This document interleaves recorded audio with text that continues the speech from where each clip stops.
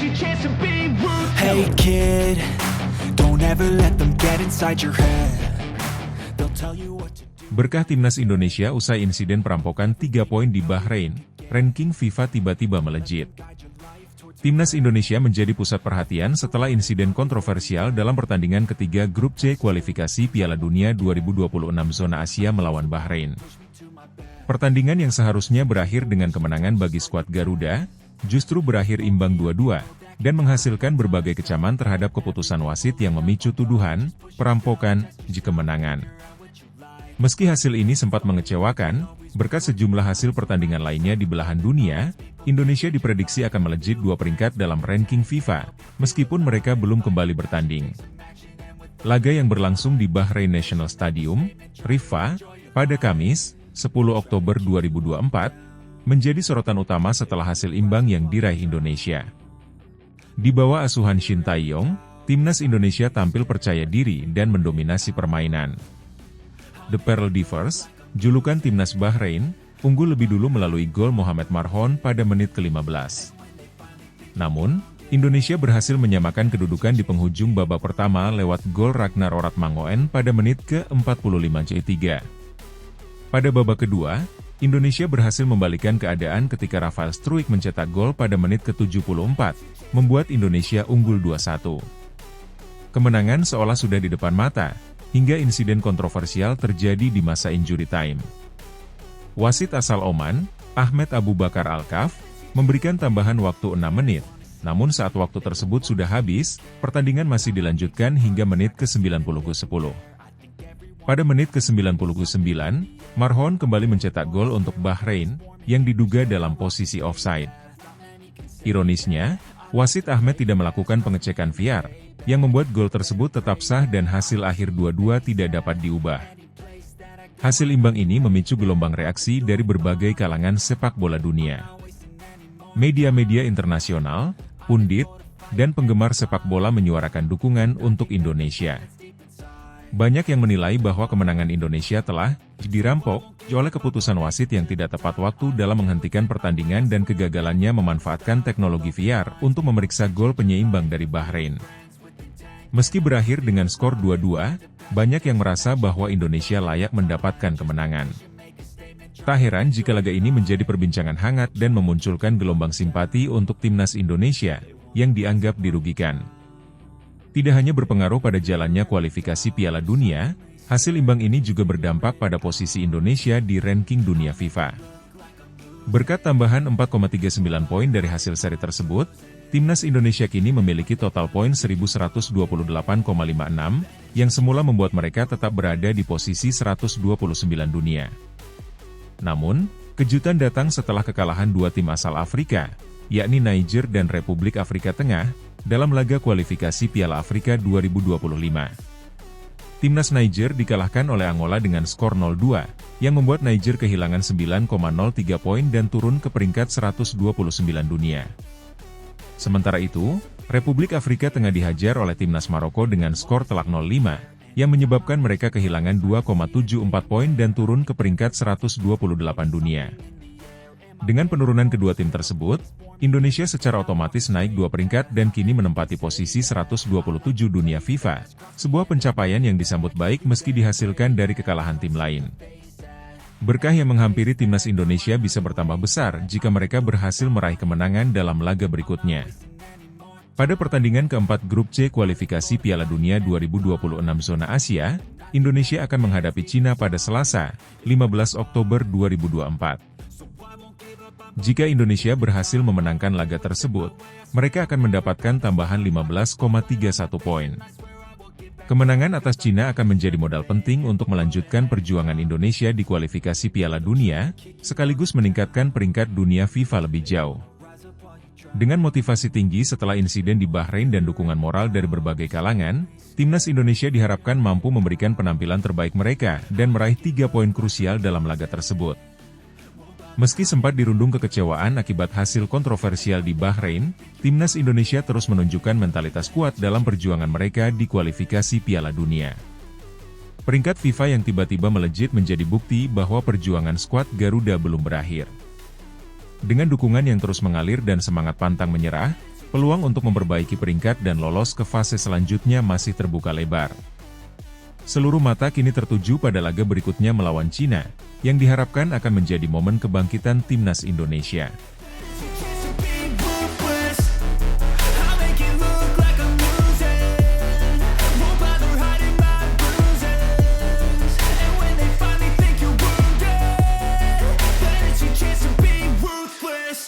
Pascal Struijk, bek Leeds United berpeluang gabung timnas Indonesia.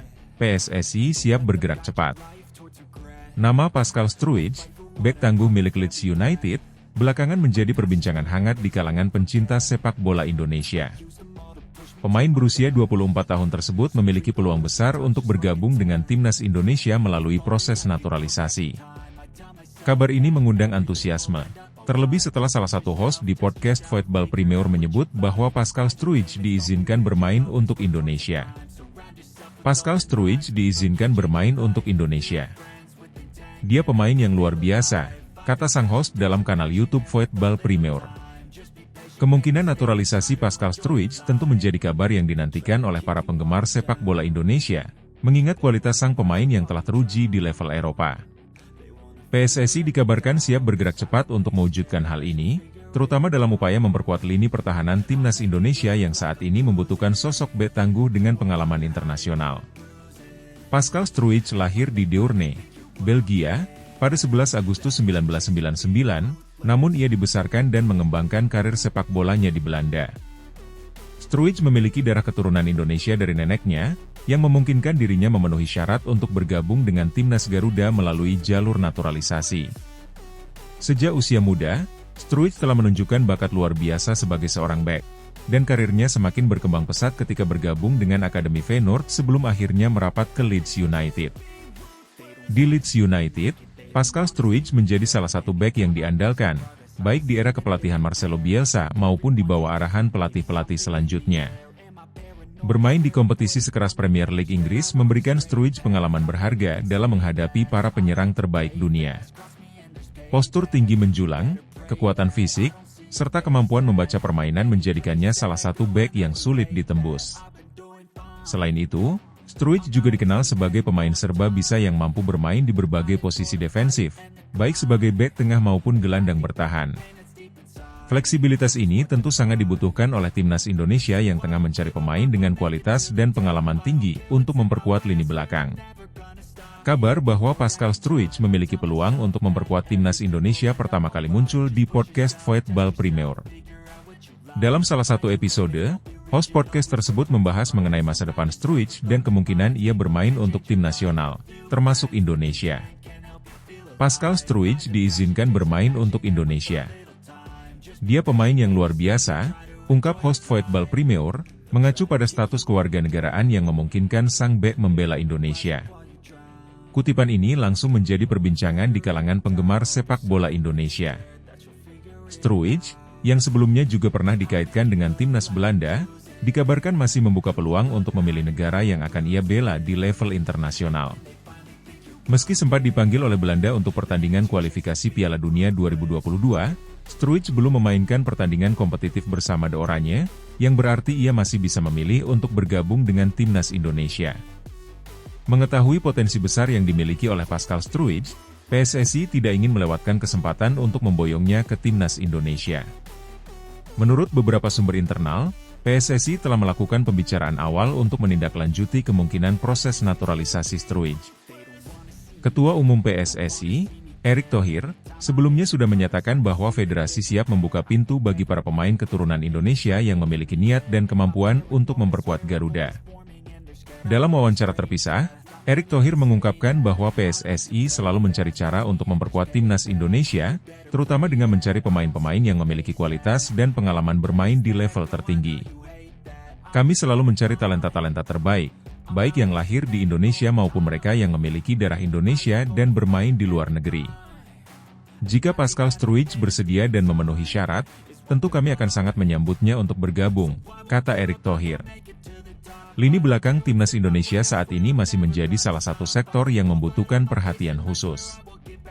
Meski pelatih Shin Tae-yong telah berhasil membawa perbaikan dalam hal organisasi pertahanan, Indonesia masih kerap kebobolan dalam pertandingan-pertandingan krusial, terutama saat menghadapi tim-tim kuat di kancah internasional. Kehadiran Pascal Struijk tentu bisa menjadi jawaban atas masalah ini. Dengan postur 190 cm dan kemampuan duel udara yang mumpuni, Struijk diharapkan bisa menjadi sosok pemimpin di lini belakang.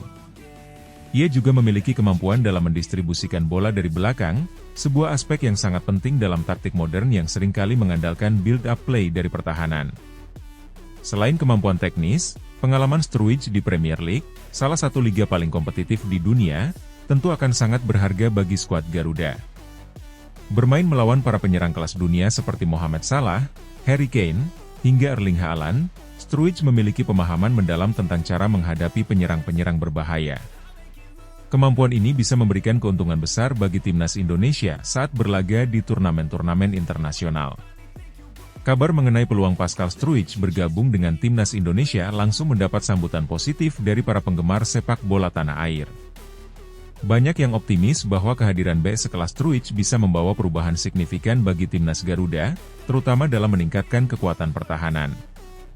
Media sosial pun ramai dengan diskusi mengenai potensi Struijk dan bagaimana ia bisa menjadi andalan Indonesia di masa mendatang. Pengamat sepak bola nasional juga menyambut baik kabar ini. Mereka menilai bahwa Struijk adalah tipe pemain yang sangat dibutuhkan Indonesia, terutama jika dilihat dari rekam jejaknya di Premier League. Pascal Struijk memiliki pengalaman yang luar biasa di liga top Eropa. Jika dia bergabung dengan Indonesia, itu akan menjadi keuntungan besar bagi kita. Pemain seperti dia bisa membawa stabilitas di lini belakang dan membantu Indonesia berprestasi di level internasional, kata seorang pakar sepak bola lokal. Meski proses naturalisasi masih berada pada tahap awal, peluang Pascal Struijk untuk bergabung dengan timnas Indonesia tetap terbuka lebar. Semua pihak berharap bahwa PSSI dapat segera menyelesaikan proses administrasi yang diperlukan agar Struijk bisa bermain untuk Indonesia dalam waktu dekat. Jika Struijk benar-benar bergabung dengan skuad Garuda, bukan tidak mungkin ia akan menjadi pemain kunci dalam beberapa turnamen besar yang akan datang, termasuk Piala Asia dan kualifikasi Piala Dunia. Dengan kualitas dan pengalaman yang dimiliki, Struijk bisa menjadi pondasi utama pertahanan Indonesia dan membantu mewujudkan mimpi besar Indonesia untuk bersaing di kancah sepak bola internasional. Pascal Struijk adalah bek berbakat yang saat ini bermain di Leeds United dan memiliki peluang besar untuk dinaturalisasi oleh PSSI. Dengan latar belakang keturunan Indonesia dan kemampuan bermain di level tertinggi di Eropa, Struijk diakini bisa menjadi solusi bagi lini belakang timnas Indonesia yang saat ini masih membutuhkan peningkatan. PSSI kini tengah bergerak cepat untuk menyelesaikan proses naturalisasi, sementara para penggemar sepak bola Indonesia menanti dengan penuh antusiasme kehadiran bek tangguh ini di skuad Garuda.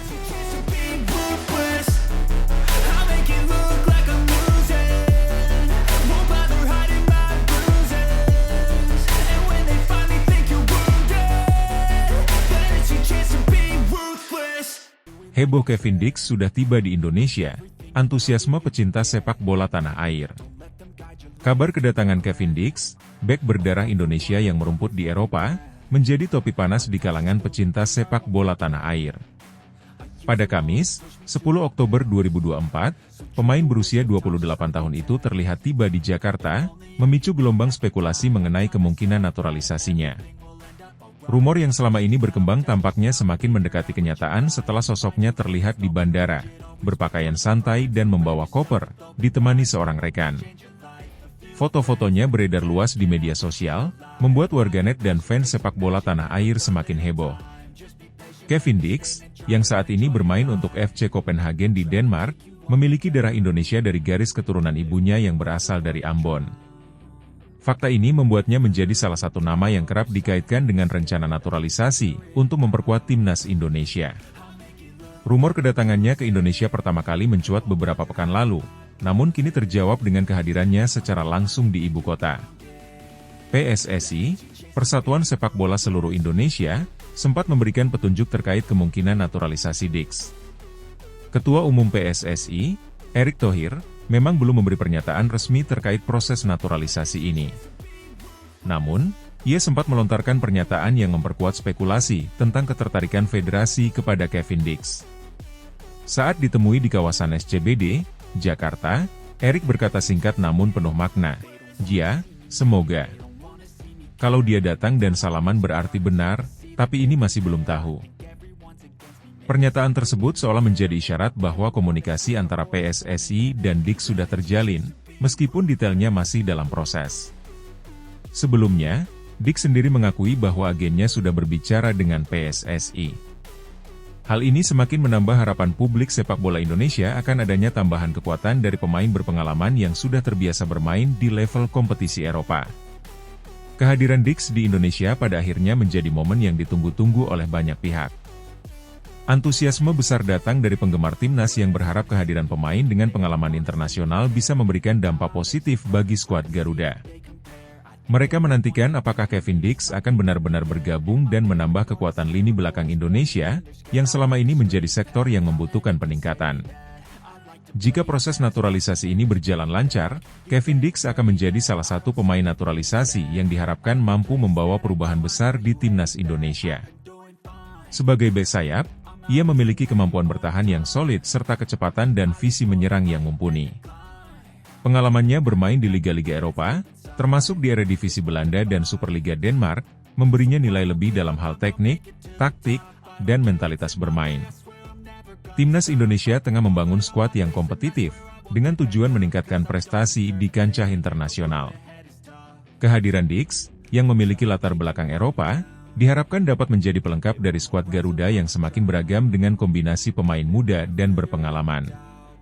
Bagi Dix, ini juga akan menjadi momen spesial untuk menyumbangkan kontribusinya bagi tanah leluhurnya. Publik sepak bola Indonesia tentu tidak sabar menunggu kelanjutan kabar ini. Apakah Kevin Dix benar-benar akan resmi menjadi bagian dari timnas Indonesia? Atau apakah ada halangan di proses naturalisasinya?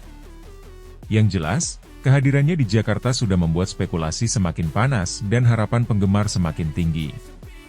Dengan rencana yang matang, harapan besar, dan semangat yang menggebu-gebu, sepak bola Indonesia sedang berada di ambang babak baru yang penuh dengan harapan dan kemungkinan.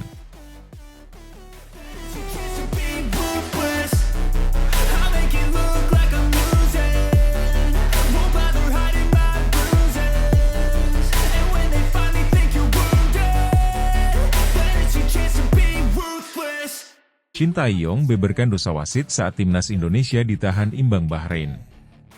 Pertandingan antara timnas Indonesia melawan Bahrain yang digelar di Bahrain National Stadium pada Rabu malam menjadi sorotan tajam, terutama setelah pelatih kepala timnas Indonesia, Shin Tae-yong, mengkritik keras keputusan wasit yang memimpin laga tersebut.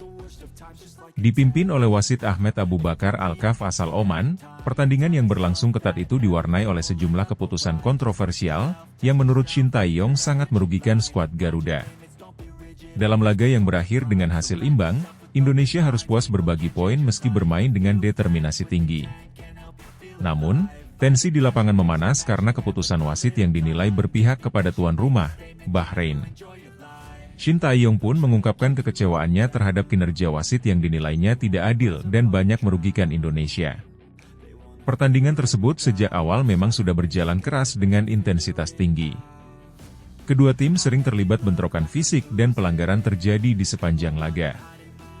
Namun, Shin Tae-yong merasa bahwa pemain-pemain Bahrain lebih mudah mendapatkan pelanggaran dari wasit, sementara pemain-pemain Indonesia kerap diabaikan meskipun jelas-jelas dilanggar. Saya pikir semua orang yang menonton pertandingan ini bisa melihat bagaimana kinerja wasit yang sebenarnya. Banyak pelanggaran terjadi, tapi entah mengapa wasit seringkali tidak melihat ketika pemain kita dilanggar. Di sisi lain, sentuhan ringan dari pemain kami terhadap Bahrain langsung dihukum dengan pelanggaran atau tendangan bebas, ungkap Shin Tae-yong dalam konferensi pers usai pertandingan. Menurut Shin, keputusan wasit yang berat sebelah sangat jelas terlihat di sepanjang pertandingan. Banyak insiden di mana pemain Indonesia, seperti Jai Idzes dan Rafael Struijk, jatuh setelah mendapat tackle keras dari pemain Bahrain, namun wasit tidak memberikan pelanggaran. Sebaliknya, Bahrain mendapatkan beberapa kesempatan tendangan bebas dari situasi yang serupa. Salah satu poin utama dari keluhan Shin Tae-yong adalah mengenai waktu tambahan di akhir pertandingan. Ketika pertandingan memasuki masa injury time, wasit Ahmed Abu Bakar Al-Kaf memberikan waktu tambahan selama 6 menit. Namun, pada kenyataannya, Pertandingan berlangsung jauh lebih lama, dan wasit membiarkan permainan berlanjut hingga lebih dari 9 menit. Tentu saja pemain-pemain kami marah. Siapa yang tidak akan marah dalam situasi seperti ini? Waktu tambahan yang diberikan adalah 6 menit, tapi nyatanya pertandingan berlangsung lebih dari 9 menit. Ini adalah sesuatu yang tidak wajar, ujar Shin Tae-yong dengan nada kecewa. Ia juga menegaskan bahwa situasi ini meningkatkan tensi di lapangan, dan menjadi salah satu alasan mengapa pemain Indonesia tampak frustrasi. Shin merasa keputusan wasit terkait waktu tambahan seharusnya tidak menambah ketidakadilan yang sudah dirasakan sepanjang pertandingan. Shin Tae-yong tidak ragu menyebut bahwa keputusan-keputusan wasit yang tidak konsisten telah memancing kemarahan para pemain timnas Indonesia. Dalam beberapa momen, pemain Indonesia terlihat sangat kecewa karena keputusan wasit yang dinilai tidak berpihak. Bahkan dalam beberapa insiden, pemain Indonesia seperti Witan Sulaiman dan Asnawi Mangkualam menunjukkan gestur frustrasi di lapangan. Saya rasa semua orang yang menyaksikan pertandingan ini tahu mengapa para pemain kami marah. Ketika pemain kami mencoba menghalau pemain Bahrain, langsung diberikan tendangan bebas. Tapi ketika pemain kami dilanggar keras, wasit hanya diam. Ini jelas keputusan yang berat sebelah, tegas pelatih kelahiran Yeongdeok tersebut. Shin menegaskan bahwa sepak bola adalah tentang keadilan, dan setiap wasit yang memimpin pertandingan harus bertindak adil, tidak memihak, dan menjunjung tinggi prinsip-prinsip fair play. Ia berharap kejadian serupa tidak terjadi lagi di pertandingan berikutnya, karena hal ini bisa memengaruhi semangat bertanding para pemain. Setelah hasil imbang melawan Bahrain, timnas Indonesia tidak punya banyak waktu untuk merenungi hasil pertandingan ini. Skuad Garuda harus segera bersiap untuk pertandingan selanjutnya melawan Cina di Stadion Qingdao pada 15 Oktober mendatang. Meski hasil melawan Bahrain belum maksimal, Shin Tae-yong tetap optimis menghadapi laga berikutnya dan menegaskan bahwa fokus tim sekarang adalah mempersiapkan diri dengan baik. Namun, tantangan berikutnya pun sudah menanti di Cina. Shin Tae-yong mendapat laporan bahwa kondisi lapangan di Stadion Qingdao tidak berada dalam kondisi ideal, yang dapat mengganggu rencana permainan Indonesia. Rumput yang tidak rata disebut-sebut dapat menghambat gaya bermain Shin yang mengandalkan umpan-umpan pendek dan permainan cepat. Kami sudah mendengar bahwa kondisi lapangan di Cina kurang baik. Ini tentu menjadi tantangan bagi kami karena permainan kami membutuhkan aliran bola yang cepat dan permukaan lapangan yang rata. Tapi, kami akan menyesuaikan diri dan memastikan pemain siap dengan segala kondisi, kata Shin. Skuad Garuda kini tengah melakukan persiapan intensif untuk menghadapi Cina, dengan harapan bisa meraih hasil positif setelah menghadapi berbagai kendala di Bahrain. Jai Idzes, Rafael Struijk, dan para pemain kunci lainnya diharapkan bisa segera melupakan kekecewaan di Bahrain dan fokus sepenuhnya pada pertandingan di Qingdao. Pertandingan melawan Bahrain meninggalkan catatan pahit bagi timnas Indonesia dan Shin Tae-yong. Keputusan wasit yang dianggap berat sebelah membuat Indonesia kesulitan untuk bermain dengan maksimal. Meski demikian, timnas Indonesia harus segera bangkit dan fokus pada laga berikutnya melawan Cina. Tantangan lain, seperti kondisi lapangan di Cina, sudah menunggu. Namun Shin Tae-yong dan anak asuhnya bertekad untuk terus berjuang demi membawa nama Indonesia di kancah internasional.